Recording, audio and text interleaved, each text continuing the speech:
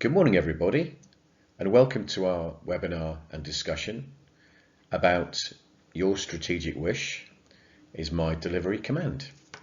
If only it was that simple. Presenting today will be myself, David Dunning. I'm a board chairman and I'm the lead author of Business Integrated Governance, and I've been co-opted into the BSI's G1 Governance Committee. Co-presenting today will be David Booth, who is a strategist, who's the author of Strategy Journeys and a fellow of the Strategic Planning Society. So the session today will be a mixture of presentation and discussion. The first section will present to you what we think the problem is and split us into groups and capture what you think the problem is. We'll then play back how we suggest to address the challenge, not to offer you solutions, but to offer you a process to engage about solutions.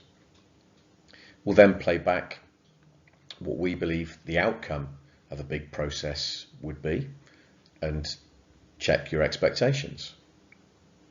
At the end, we'll summarise and capture what we think we've heard and invite an open discussion as to what you've heard and talk about next steps.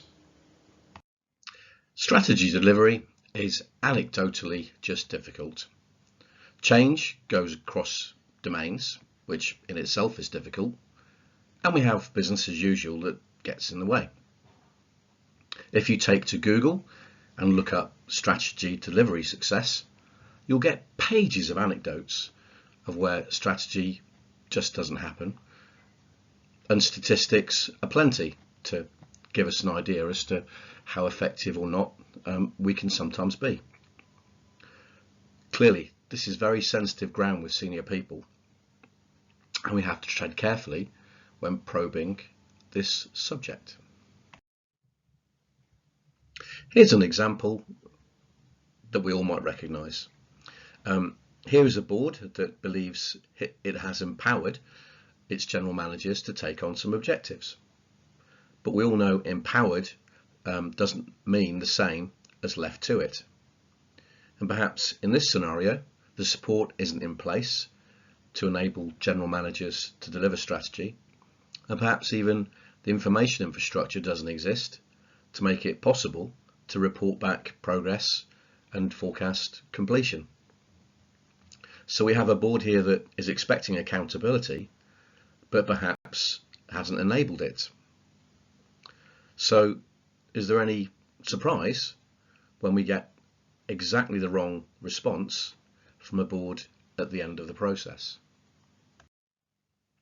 We found a couple of cartoons which further illustrate the frustration that people lower down in the organisation sometimes have. Frustration that maybe planning and strategic thought is in a sealed cube that they can't influence or be party to, which is a shame for those people that are have got lots of energy and innovation to share. And the other perspective, which is that we don't really plan for how to deliver strategy, and we expect a bit of a miracle to happen, some magic to somehow happen once we've decided what that strategy is.